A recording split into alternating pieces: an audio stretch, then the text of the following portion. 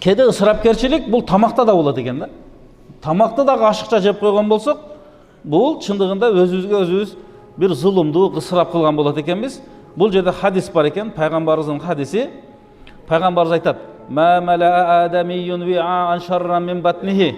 Адам баласынын толтурган эң жаман идиши бул анын ашказаны дейт экен. Анын ашказаны.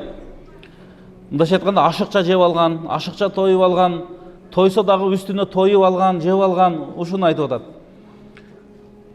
Бихасаб ни адама укалатун юқибна сулбаху. Адам баласы ушул басканга, турганга, жумуш кылганга, жакшы пикир жүргүзгөнгө ылайыктуу жеген болсо, ошол жетиштүү дейт. Андан да ашыкча жегиси келсе, анда ашказанды 3-кө бөлүсүн дейт пайгамбарыбыз. 3төн бири тамакка, 3төн бири суусундукка, 3төн бири дем алгандага калыш керек дейт да.